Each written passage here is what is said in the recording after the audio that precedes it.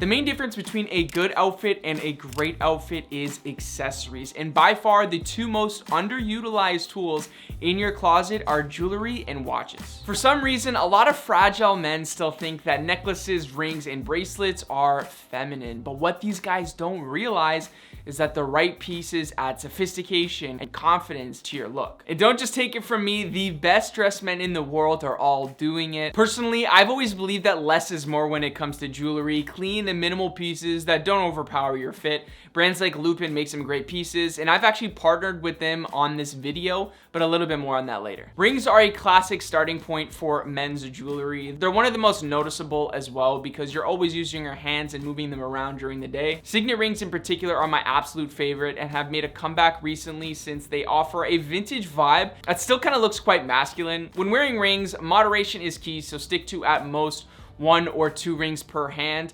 as less is more should always be the rule. Oversized or super chunky rings can feel uncomfortable for daily wear, especially if you are typing on a keyboard or doing manual work. And there is nothing more annoying to me than being irritated by jewelry. Instead, opt for sleeker, slimmer rings around 2 to 4 millimeters wide that are lightweight. You'll barely notice them until the compliments start rolling in. These rings are from Lupin. They've actually sponsored the jewelry section of this video.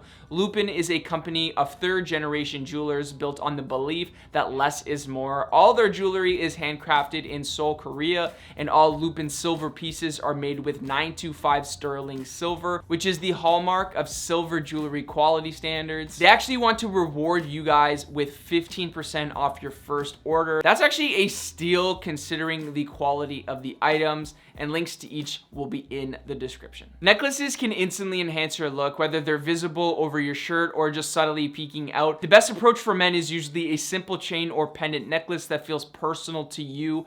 A modern, slim chain is perfect for layering over a tee or under an open collar shirt. Whatever necklace you choose, make sure it complements the vibe of your outfit. Silver items are more subtle and work great with black, gray, or navy. Length is also important. I typically go for an 18 to 20 inch chain that sits in the upper middle section of my chest. So for me, a chain is essential to my everyday wardrobe. For me, bracelets are the one item that mesh everything together, especially if you're not a ring guy.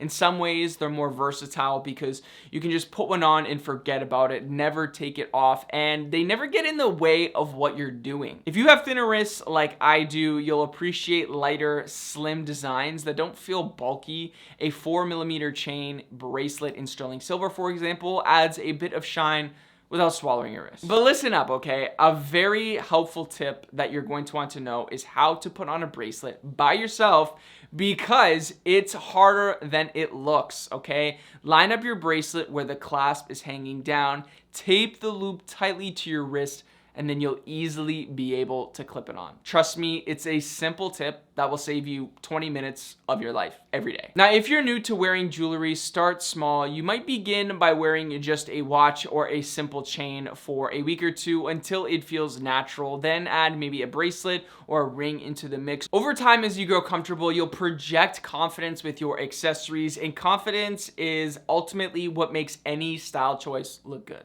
All right, so now let's talk watches. I keep all of my watches in this case here that I got off of Amazon, which I'll link in the description. And I've broken it down into 2 categories, which basically are the everyday wearable watches and then watches that you kind of save for special occasions. So the first one that I want to talk to you guys about is the Casio AQ230. This is by far my most worn watch. It is the watch that I wear on a daily basis. I find personally it's extremely comfortable, it's affordable, and it has a great balance between sort of elegance, but also just a great casual everyday wearable watch. And I love this so much that I also got it in gold. If you don't own a gold watch, I highly recommend getting one. It just gives off a simple elegance. And if you're like me and you're into fashion and you like sort of matching your watches with the vibe of your outfit, getting something gold really goes well with earth tone colors. And for that, I went with the Tissot PRX. The Tissot PRX is one of the most popular watches in the world, but I completely understand the hype for it. It just is so comfortable to wear, especially in this 35mm, and I love the bracelet on this one. It just gives it a way more premium feel, and especially with the butterfly clasp, which for me is my favorite type of bracelet to wear. I don't know, this thing is just great, and I have it in silver as well. And we all have different lifestyles that we live, and for that you kind of need that sort of beater watch, a watch that you could just wear and not think about it. Maybe you work manual labor, and that's where a G-Shock comes in. The G-Shock GA2100 is my favorite G-Shock to watch. I love the octagon watch face, which has given it the nickname the Cassie Oak, which is really cool. I don't know, this is just... there's something about G-Shocks that I absolutely love. I think it was because it was the first watch that I ever bought, which was the 6900 series, all the way back when I was in high school. So if that's not your vibe, then I recommend going with the Timex Expedition, especially with this khaki strap, this olive green strap. It is a cheaper alternative to the Hamilton Field khaki, which will run you around $600-ish. So having something like this, and it's pretty substantial. Like, it's got some good weight to it. So I highly recommend this. It just reminds me of like a World War II watch for some reason. I don't know. And then the next category is the sort of elegant watches that you want to dress up. And for that, I would highly recommend going with the Seiko Essentials. I think this is the SWR052. I went with the black and the gold configuration. There's something about this watch is just a total vibe. It would actually go great with this outfit that I'm wearing.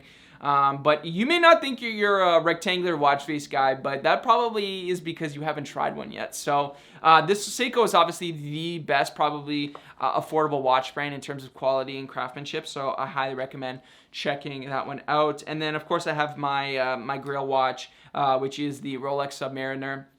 This is the 114060, and this was the watch that I wore on my wedding day. So it is very much sentimental to me, and it is a watch that I wear on special occasions. I don't wear it that much just because I'm too protective of it, you know what I mean? Like, I don't want anything to happen to it bad. So it's definitely a watch that I just wear maybe a few times a month, if that. So it's just something that I hold near and dear to me, and it's something that I would love to pass on to my kids one day whenever I have that opportunity. So thanks again, Lupin, for sponsoring today's video. All of the items will be linked in the description, and for that one, I appreciate you guys watching, and I'll catch you in the next one.